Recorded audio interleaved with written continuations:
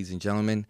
I'm here with Brother Rene Perez. Brother, if you can, just give a brief description of your accolades, accomplishments, Sure. or anything in that nature that you want to be recognized by. Sure, my brother. My name is Rene Perez. I'm a Mason from the Grand Lodge in New York in Manhattan. My lodge is George Washington Lodge 285. I am one of the founders of the first Puerto Rican lodge in New York City. I've been a Mason for almost 7 years now, and it's been a very beautiful ride in my Masonic journeys. And but as far as accomplishments, we just developed the first Puerto Rican lodge, and recently we got the Bronx Borough President to give us a proclamation as the first Puerto Rican lodge in New York City. And every October 24th now is considered our Webana Lodge Day. Okay. Yeah.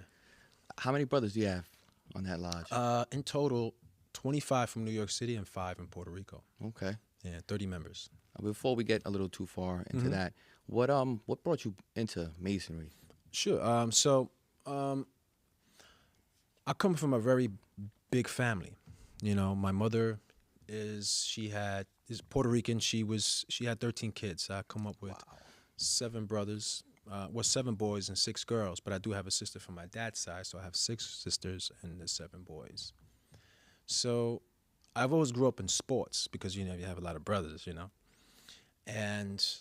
but I've always been curious of certain subjects and science. And at one point when I was growing up, coming in my little adolescence, I wanted to be a priest at one point, Was your family religious?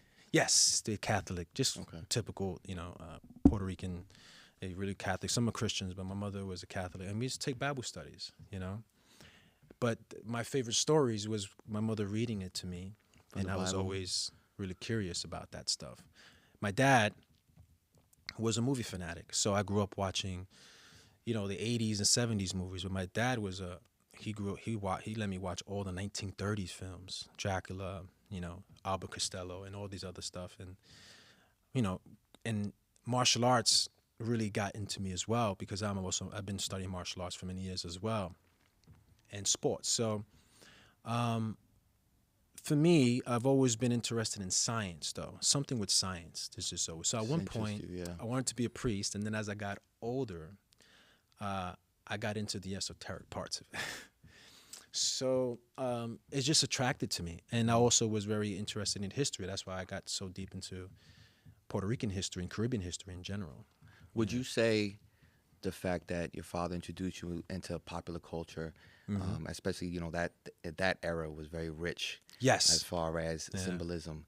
Did that help you peel back layers on the religious side when those stories were being read to you? Yes. My mother was reading the stories to me. My dad, he introduced me into the more of the movies and other characters my mother didn't know about. So my dad, he was a musician too.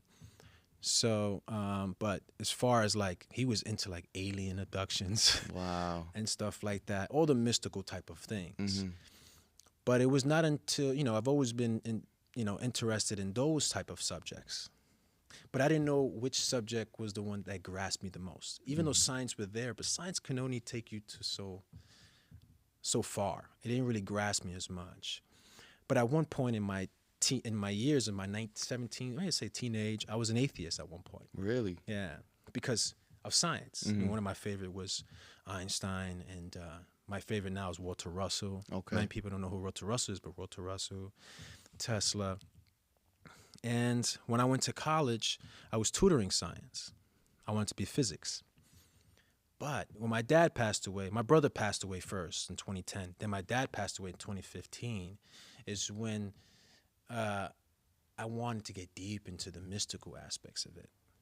And I started reading a lot of, one of my first guys I started reading there was the book, you probably call The Pale Horse, by William Cooper. It was a very conspiracy theory book, right? It was a legend that you couldn't read it outside because they say if you read it, the government would get you and things like that. Yeah. But it was the first time I've heard of Freemasons and other secret societies. Through that book. From that book, yeah. Okay.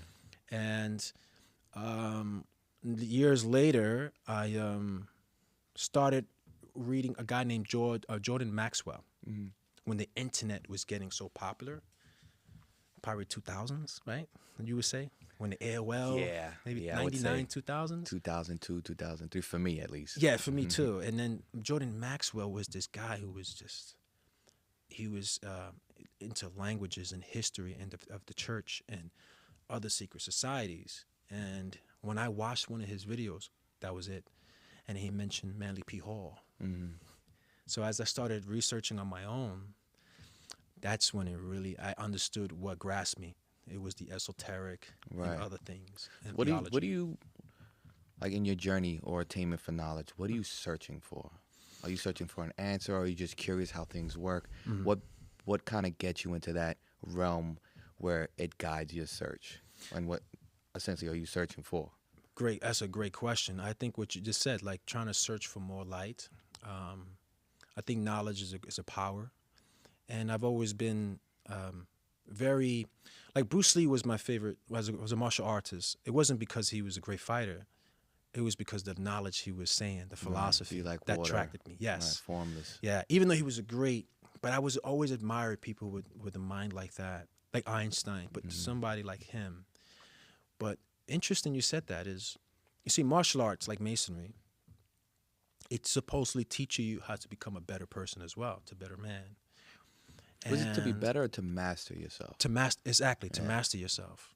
And I'll always say that martial arts and masonry are very similar, right? Because, in martial arts, when I was a kid, what I've learned through my years of martial arts, just like in masonry, is when you're a kid, you're trying to find that master, right? That secret master to teach you these things all my life since I was a kid. But what I realized is that the word for black belt in Japanese is shodan, means the beginning. And there's been many of people who climb up the ranks, when they get their black belt, they stop. They think they know everything. They've mastered it. Yeah. They mastered it. But not knowing that's just the beginning of the hard work. And it's just like a mason. When you get your master mason, initiation means the beginning, actually. Right. It's the beginning of your process. So what I've realized through my years is that martial art, it's like masonry, is you don't only become the master of your art, you become a master of yourself. So the master I've always been searching for was myself, and I'm here looking for other people as masters. Right. Because the truth of the matter is, the difference between a master and a student is the experience. That's the only difference. He just has How more old are you, years. if you don't mind me asking? 39. 39. Yeah. So I'm 36. Our generation typically, we're like trying to prove ourselves. Right. But it's very few who look for a question in every answer. Right? Correct. More questions, more answers should establish more questions. Essentially, the beginning, like you're saying. And where does that come from? Like peeling back layers and saying there's something more over here. Yeah. Or this person, I can learn from this person. Why is everything a resource of learning for you? That's a great question. In college, when you do a paper, you have to find your resources. And there were times where I would present something, they will always ask, what is your resource? And 9 out of 10, those resources actually are not good resources either, because they're making those things up too as well. Right. So now what I tend to do is always trying to find the deeper meanings of certain things, because there's a lot of stuff that's written out there that's second-handed, but not knowing that person just came up with that. So or it's a poor interpretation. Exactly my point, yeah. So I'm very careful of whatever I'm presenting something, I have to really make sure that is a legit resource, because later on in life, someone be like, this guy, Right. Yeah. Now, going back to you and who you are as a person, what makes you want to be the best version of yourself, right? And a lot of people, they like to create that perception, right? And you meet their representative, but throughout your journey, you're really just like, who are you trying to make proud besides yourself? Is it that strong Puerto Rican heritage that brings that out, that Puerto Rican pride? Like, what is it for you? That's a great question. I was born and raised in East New York, Brooklyn. It's a very, very tough neighborhood, right? And a lot of the times back in our generation, people who come from that time and period, and they never used to escape until they were 25 at the time. It was a very dangerous neighborhood. Black hole. Yeah, very, very is. And from Coney Island and things like that. But I think what it is that I always trying to be different. And I think it's from learning from other people's mistakes. I have a very big family. So I know how everyone turned out to be because I'm the youngest. So I don't drink and I don't smoke because I've seen that happen in my family and I know what those repercussions happen. So I said, I'm never going to do that. I'm going to better myself. And my dad, too, was the one that said, the only one who cares about you is you. And try to be better, because there's no shortcuts in life either. You know? So I've always, in that, like you said, that Puerto Rican thing, too. But most of it is just trying to become something different than stand out than most other people. Are you trying to honor somebody, or is there, obviously your father and your family as a strong influence in your life, but what drives you to make somebody proud besides yourself? Is there somebody that does that for you? No, so my philosophy is this, right?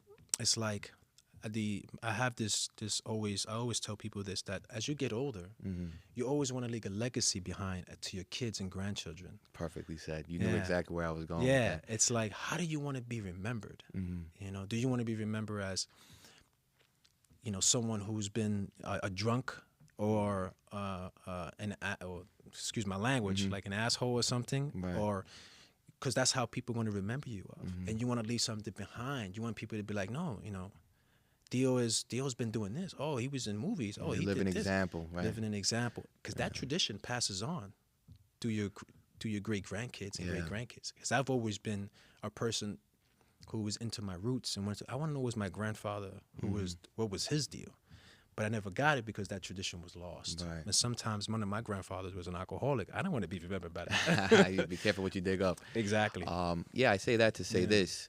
So many people out there, they really focus on doing things because they want those attaboys. Exactly. Or they're living to make so-and-so proud. And you end up people-pleasing, or you end up looking for that reassurance. Exactly. And what happens is when you don't get it, it's always a constant battle where you're met with frustration. When you live a life the way you do, and you're leaving carbon footprints where others could use your journey as a way to providence, it's very important. And I think it says a lot about who you are as a person,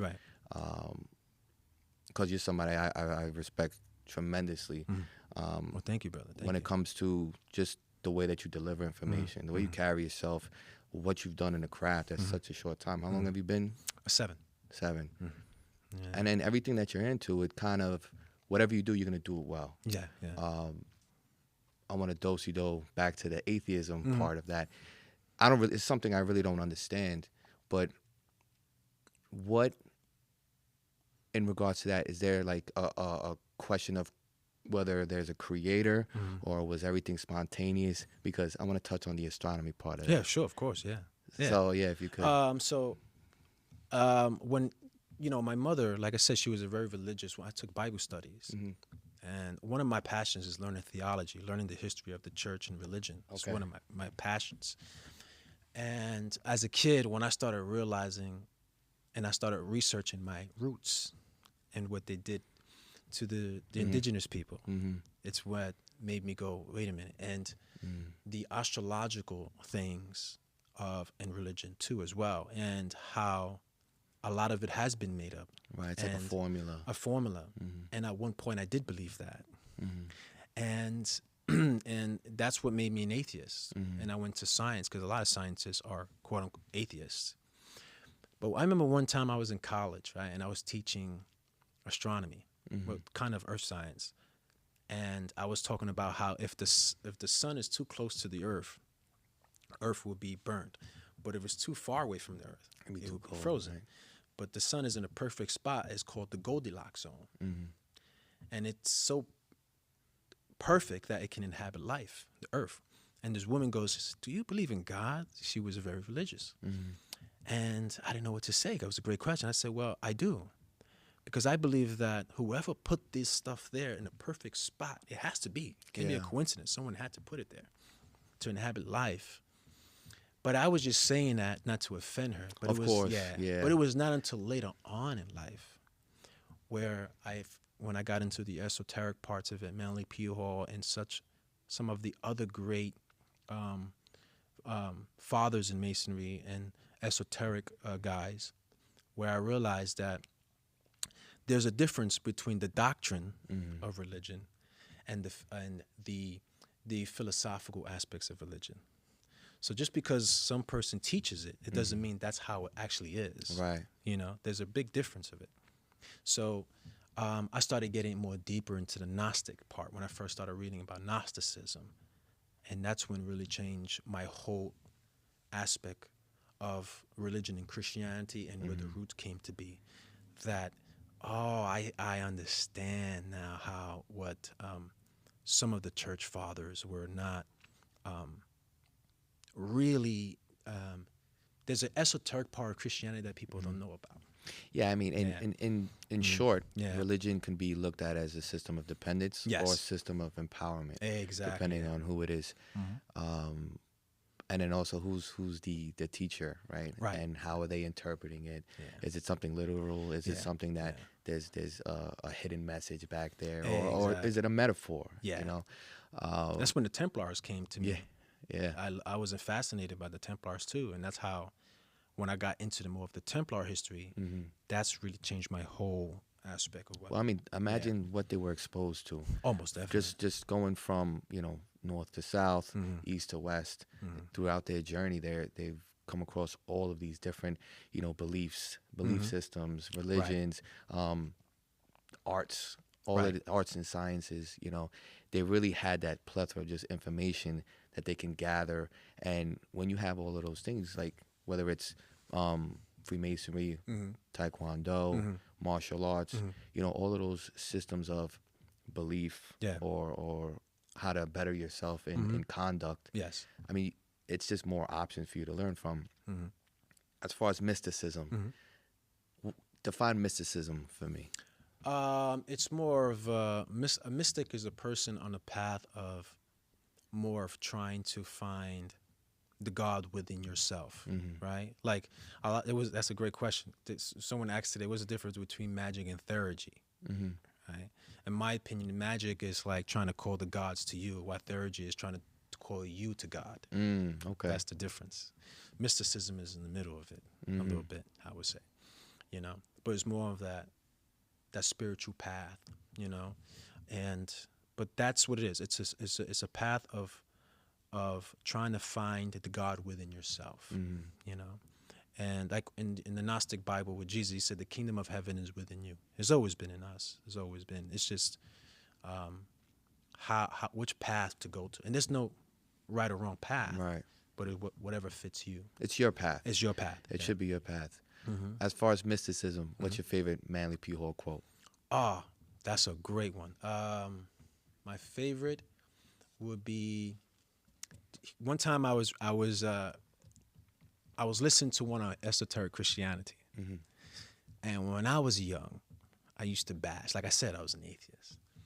But when I started really getting into the path, I started listening to his lectures, and he said something to me that was very, very, that hit me.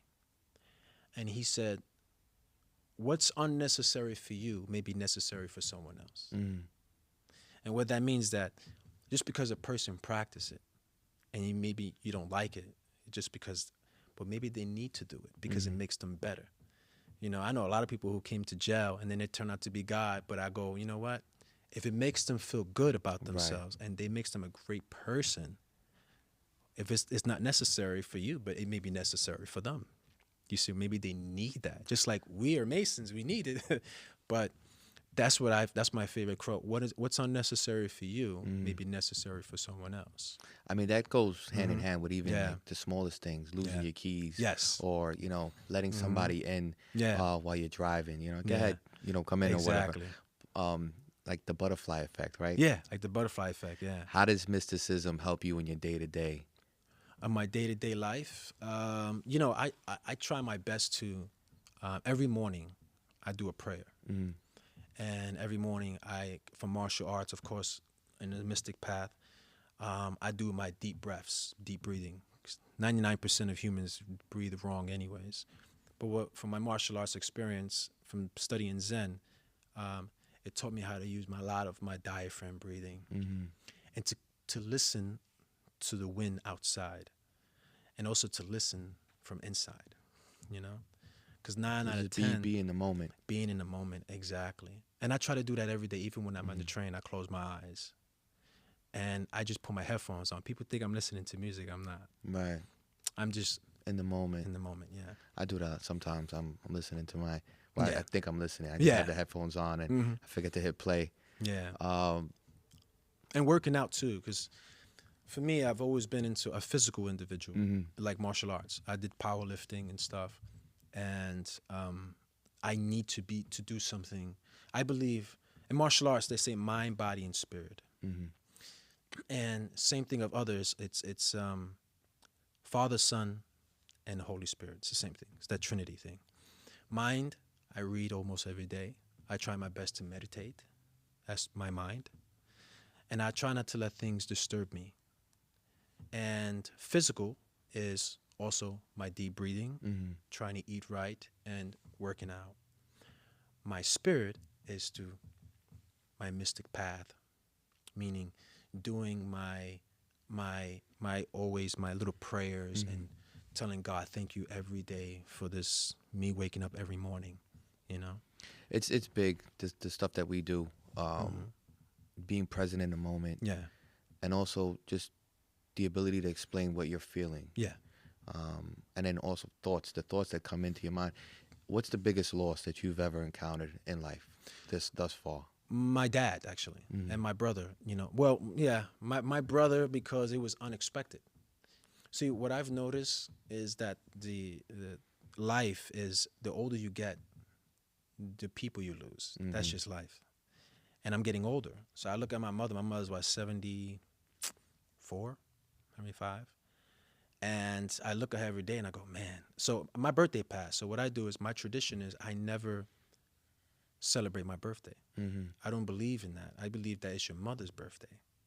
So every year of my birthday. Oh, I like that. Yeah, I get candles for her. And I say, Mommy, happy birthday. Because you gave me life. It's your birthday, not mine. Right. It's the birth of mom. It's your birth, your mother, exactly. Yeah. It's a very arrogant thing to do on your birthday, to go out and drink and forgetting that one person who could have lost their life and bringing bled for you and giving you life, and you over there celebrating. I like that a lot. You see? So every year of my birthday, that's the tradition I have. The next day, I will probably celebrate it. But I always give thanks to her on that day because she gave birth to me. I'm going to start doing that. Yeah. I like that a lot. Yeah. So that's the biggest loss is always cherish your loved ones. My dad, he was sick, so I expected that to happen. But my brother, that was unexpected. It was a car accident, you see, so it happens unexpected. But that's life, and that gives you lessons in life, and it makes you stronger. Yeah. How did you deal with that? I have a very big family. I have a really good family support system. And trying to go, in the gym or trying to keep my mind occupied and stuff like that. But it made me stronger, Now, I'm curious about it. I hope I'm not prying. No, of course not. Because a lot of people, when they encounter any type of, whether it's a mental altercation, physical altercation, they try to keep busy and they never really dive into the problem.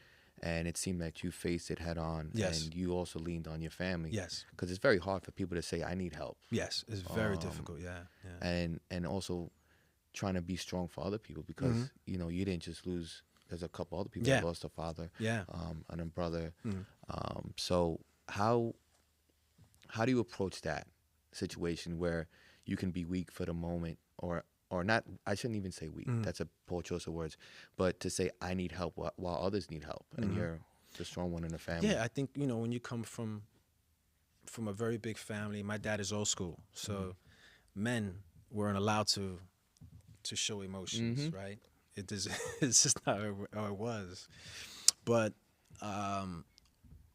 what I do is I have a lot of brothers that I actually show for support, And sometimes I use that as an anchor, though. Like that sadness, I use that as an anchor to really better myself, actually. I use that energy. But I know that... What do you mean by that? So sometimes you get angry because you're like, oh man, like I lost this person. So what I do is I use that as an anchor to maybe work out more, to get rid of Also that use it energy. as fuel. As fuel, Okay. yeah. Because when I was in the gym, my brother passed away that day. The next day, I went to the gym because I know that that's what he would want me to. Yeah. But it was hard. That's but beautiful. I just kept doing it, and but I use it as an anchor. I have good thing. I have a very big family for that support. A lot of people don't have that support, but I do, and I have a lot of great friends too. And always giving your mind occupied to do something. But as I was saying, the older you get, the more you look life different. Yeah. And I would say that now, every time I spend time with my mother or anybody, it's like, because the sad thing about life, the older you get, it's fleeting. It's fleeting. Right. And my siblings, I'm the youngest, so I'm seeing them get older, and they're not young anymore. So I go, oh. So I got little sister and my other little sister. So I just try my best to, and also I'm the only one in the family that knows the history. Really? Of the family, yeah. So I try to become like the archivist. So I try to spread out the family history. This is our great historian, yeah. Everything about it, so they can know. So I have a lot. That's so important to know where you come from. Your country of origin. Yeah. The composition of who you are as a person. Exactly. Yeah. Ancestry. It's something that always puzzled me. Why is it so important to know where you come from? Exactly. Yeah. Could you answer that? Yeah, sure. There was a saying I heard: in order to know where you're going, you have to know where you've been. And when you know your past or your ancestry, it makes you a different person. You become proud of it, And like my mother has 80 grandkids. Wow. Right? And when my little nephews now and my nieces, I try to teach them as much history as they can to learn about their family. This is, I trace my family to the 1600s, and I know all their names and the history and everything. I'm the only one who knows it. But it just turned out to be I'm the only one who cares about it. Wow. And not many, and my little sister too. But none of them are not really curious about it. Not yet. Not yet. It'll happen. I think because as they're a different generation and they live a fast life. They just care about working, getting up in the morning, supporting. Yeah. It's okay, but you always want to know where you're going to. You want to pass that tradition. The individual is looked at, I think, way more important now, right? But understanding again what makes you as a person, that's also as important.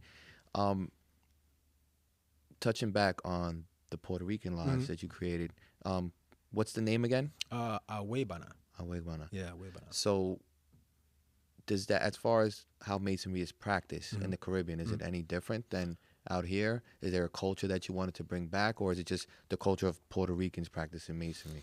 In Puerto Rico, they do things different than here. But for us here, it's the same as New York. The only difference is there's some influence of Puerto Rican influence in culture, like the traditional white guayabera shirt. This one here is the guayabera, but it's the Filipino version. They call it baran. But it's the traditional guayabera. And a couple of years ago, for me going back to Puerto Rico and visiting family, of course, my dad is buried out there, so I go over there and just to visit him and visit my uncles and stuff. And the couple of years, I think 3-4 years ago, I went just for a Masonic exploration, and I became friends with a lot of them from Facebook anyways. And I visited a lodge out there, and when I came back, some of the brothers that I met from New York, Worshipful Victor Negron and Right Worshipful Timothy Rios, I was trying to have them with me affiliate with a lodge out there, but communication sometimes out there is a little difficult. Of course, with some unfortunate circumstances over there, it didn't happen. So a sister from Eastern Star named Angelina Tiran, she's a great, she's from Eastern Star. Actually, I have my sister join her chapter. Now it's in the family. And she told me to do a lecture for the Grandmaster, and I was like, oh, it's a pleasure. I would love to do it.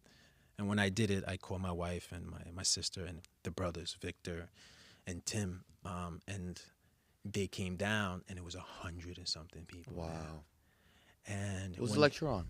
It was called The Age of Aquarius. Okay. Yeah, it was called The Age of Aquarius. And it had a lot of Masonic things to it, too.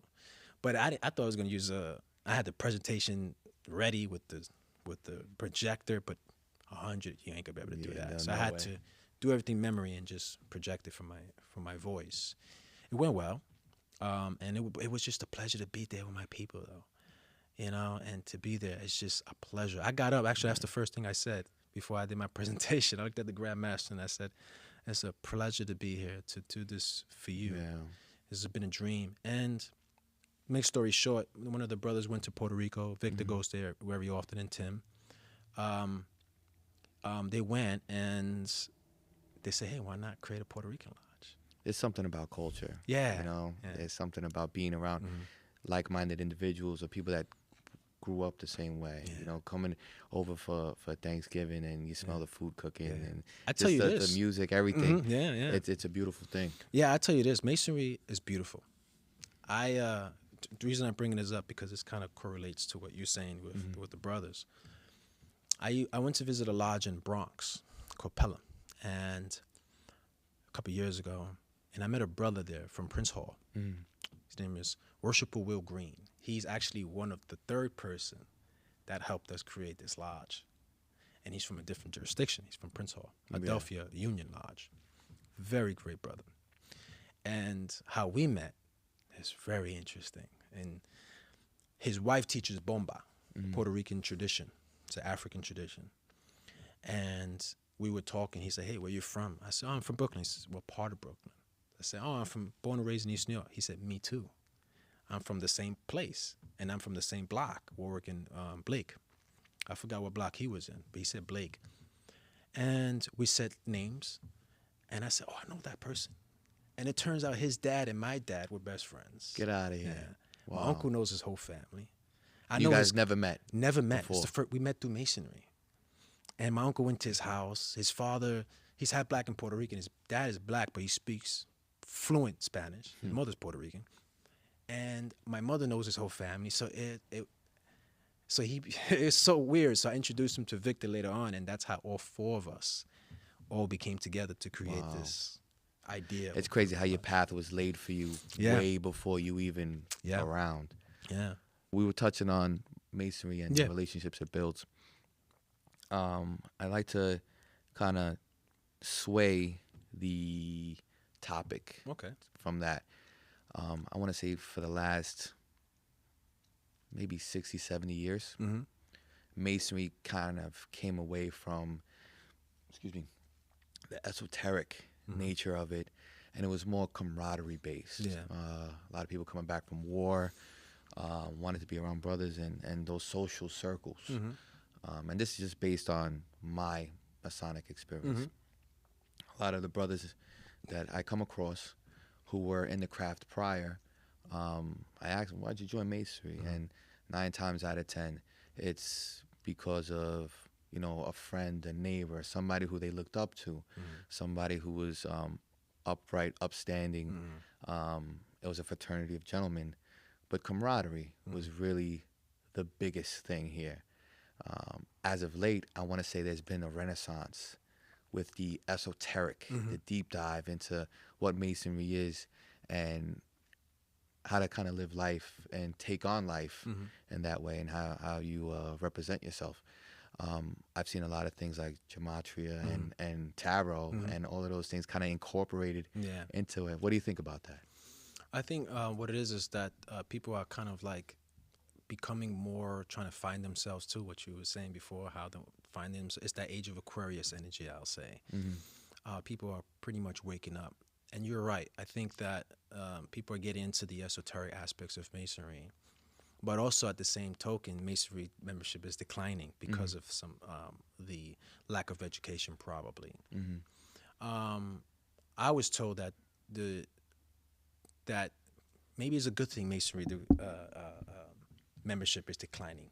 Maybe we just need those guys to leave to bring some new energy up. Because Masonry wasn't supposed to be this popular anyways. It's actually it's a mystery school. Right. And I like that you said mystery school. Yeah. A lot of people think it's a religion. Exactly. But in short, it is a school of morality, conduct. Exactly. And, a mystery school. It's a mystery school, yeah. And there is some esoteric aspects to Masonry. It's just when people come in, they don't find it. They just get the degrees and they leave, not knowing that the symbols are there. You just gotta find it. You gotta search for it. Right. And there's some individuals in the craft that know some esoteric aspects. Some don't. There are some who, I would say, who say they know esotericism, but they really don't know esotericism. And a lot of it, there's something called, when someone is very egotistic, yeah, they think you know it all. Right. So you got to be careful with those guys too.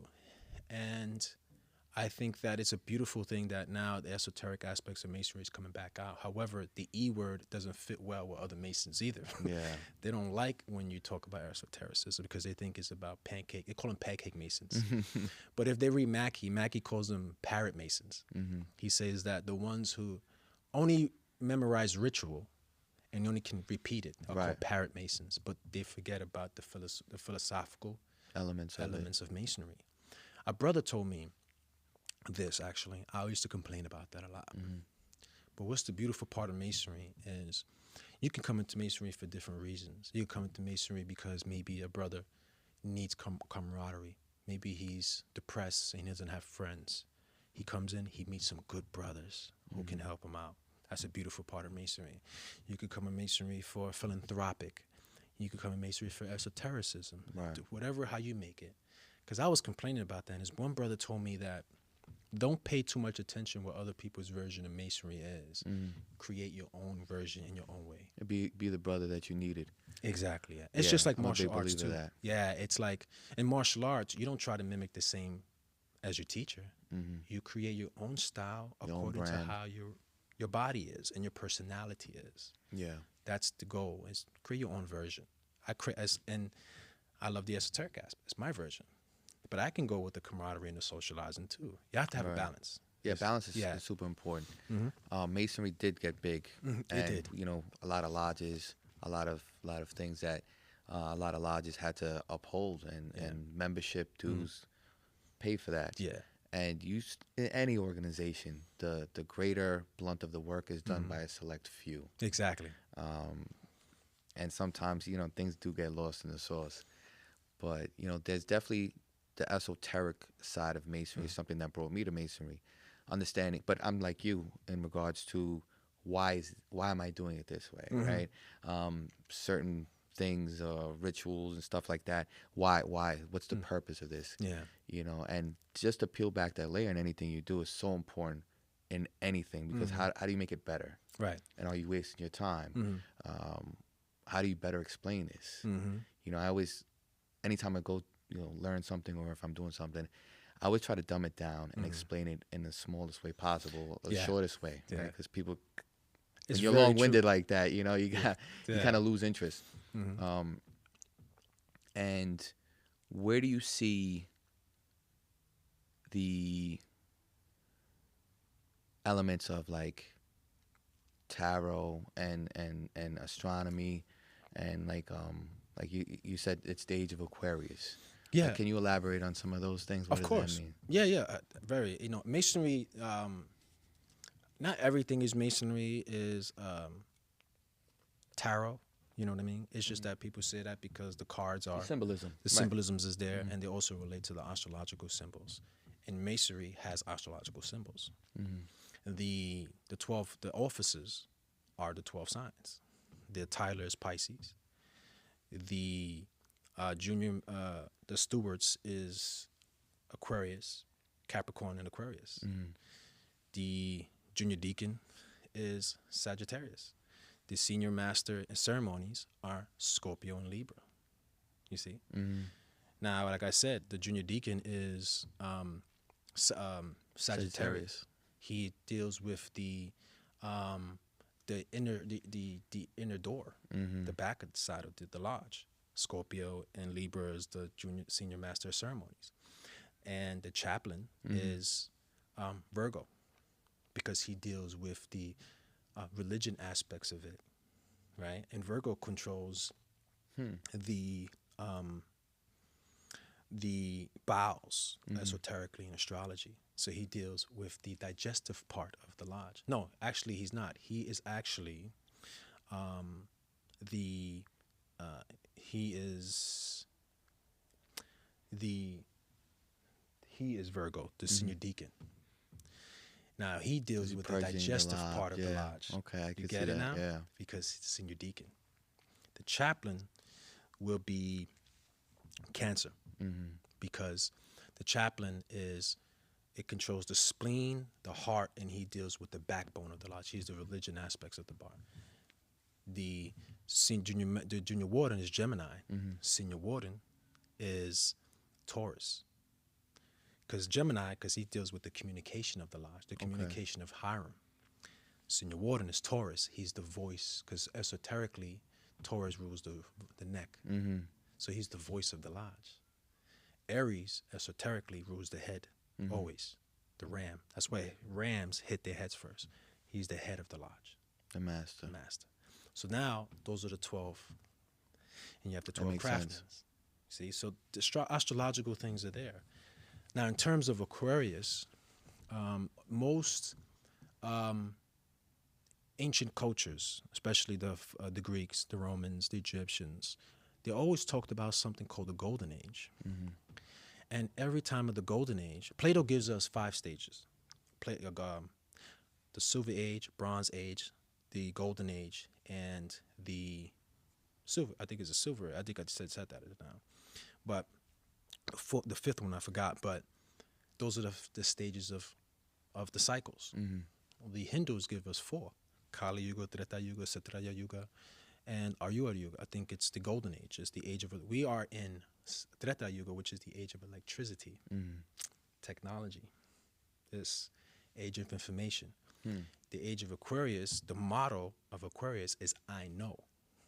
The age of information, technology. Right.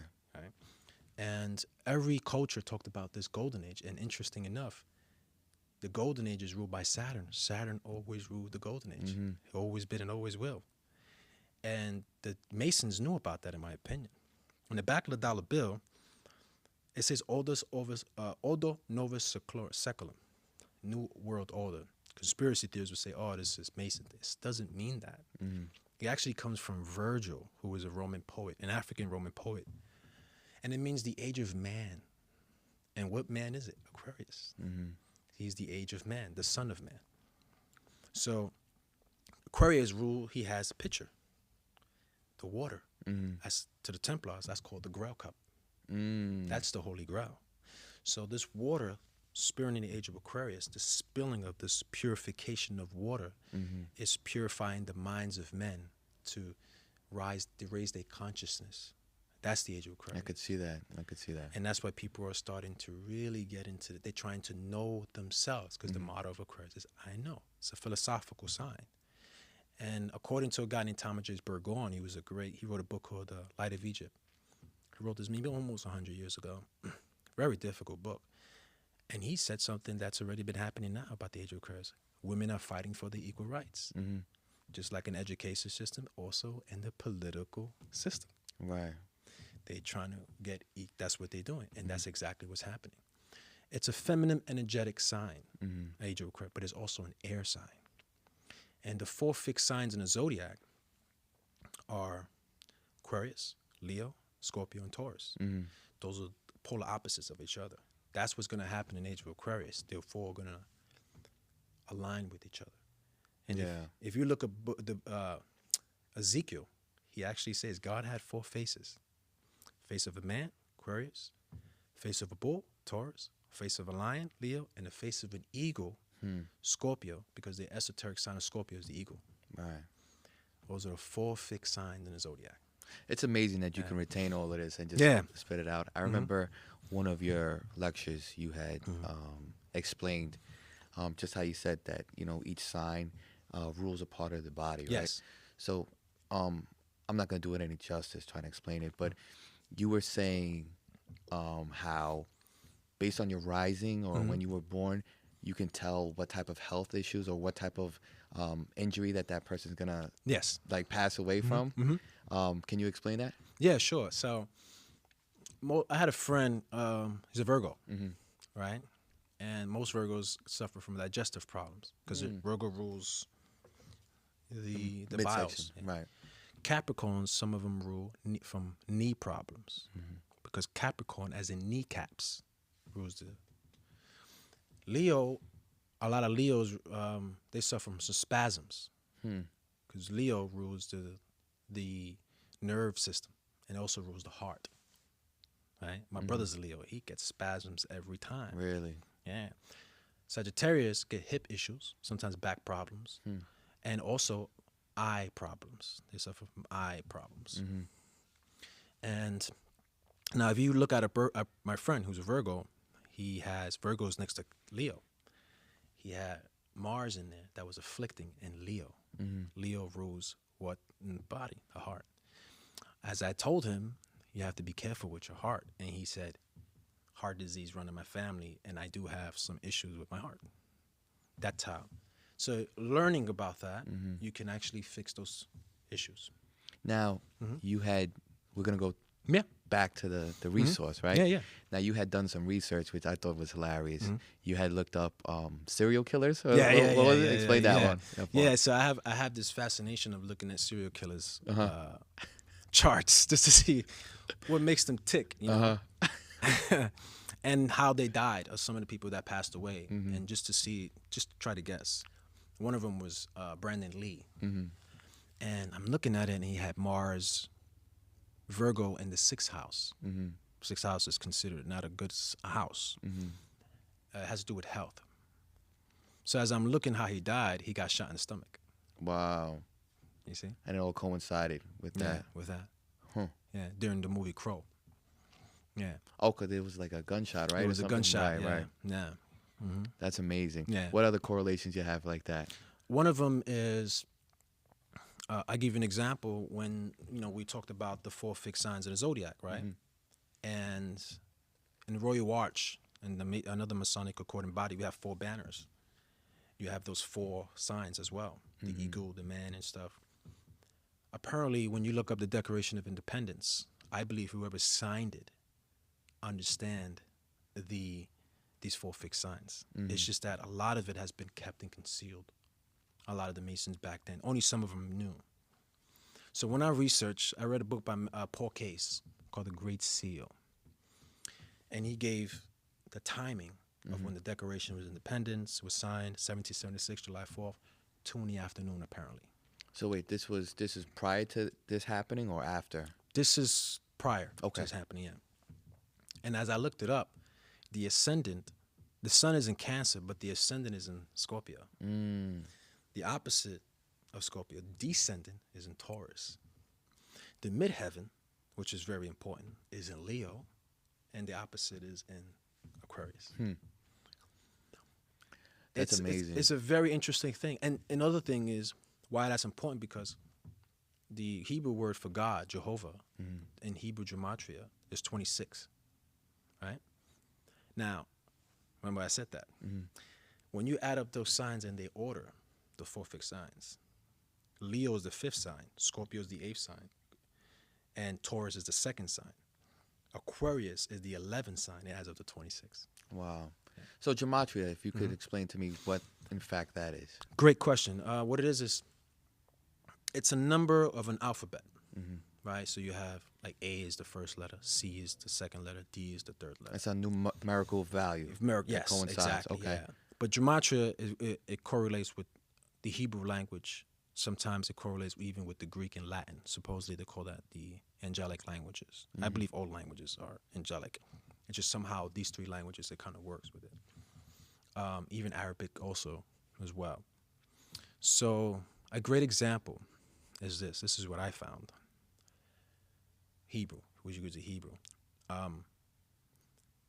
In astrology, when I was talking about the birth sign, the birth chart of the United States, the ascendant in Scorpio is in 13th degrees. That's the 13th card in tarot.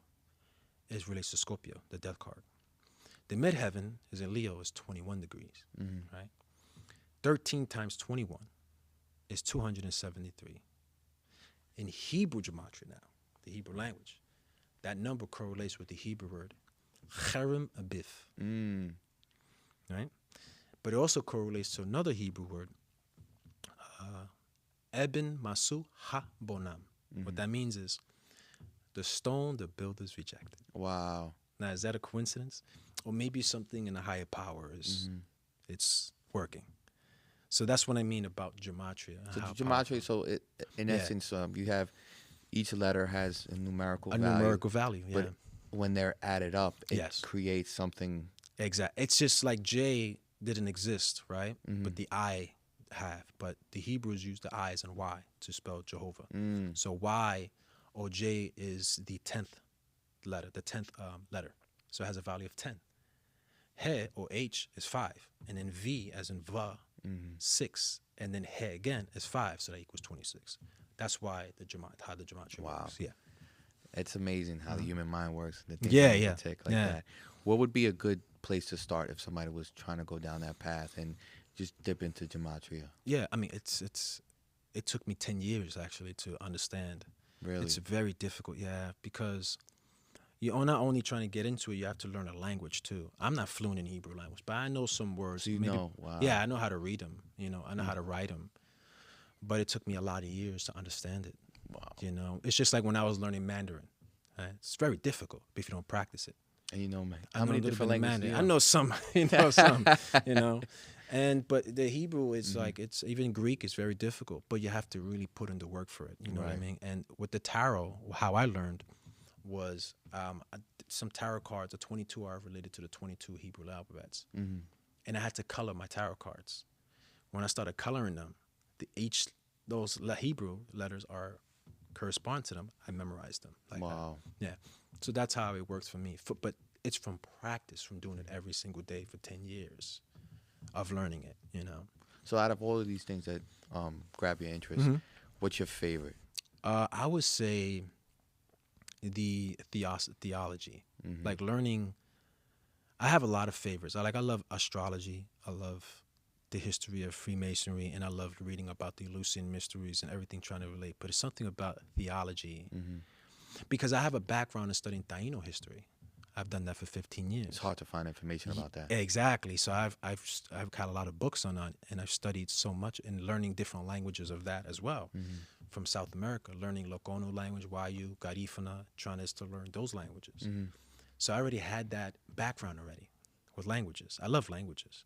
So when I got into that, there was just it was really easy for me already for it. So I already had background. So, but answer your question, how I got to get into it, you have to buy a lot of books, and put in, gematria and studying it's very difficult, How I learned it's from the tarot cards. Yeah, tarot something we'll talk about another time.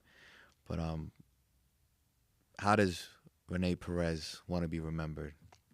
Oh man, I just want to be remembered as a person who tried his best to be as best that he can be as well.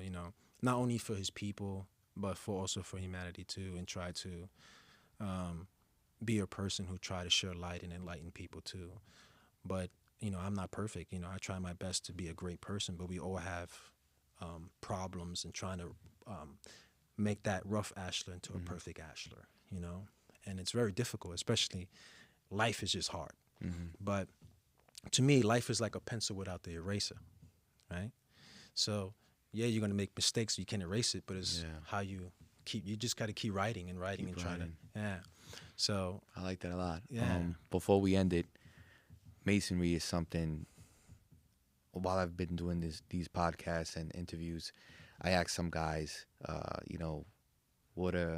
did you figure out about Masonry? And, a couple guys, they'll say, I was in my attic and I came across my grandfather's stuff and I see that he was a Mason. It made me interested in it and all of those things. But, I never met him. So let's fast forward 200 years from now. Masonry is still alive and prevalent. Your great, great, great grandson finds some of your stuff in the attic. If you can go into the future, what would you tell him? That's a great one, because I'm a book fanatic. I collect I got about 2,000 books in my library. And my dream is to collect a library and pass that down to my family. And I have a letter in one of my Masonic Bibles, actually, I wrote and the letter is to my future kid or grandkid. Wow. If you obtain this book, don't take it literally. But the library I left behind would help you understand what's in it. But take everything with a grain of salt, but become a human question everything, you know? I love that. Yeah. That's why I leave behind. Thank you so much, man. Thank you so much. I love that. I've learned so much tonight. I appreciate your time. Oh, thank you, brother. And hopefully this is one of many. Yeah, of course. Yes. Right? I love to be back. Yes. I appreciate you, brother. Thanks Thanks you, my again. brother. Thank you so much, brother. Thank you. Yeah, you too.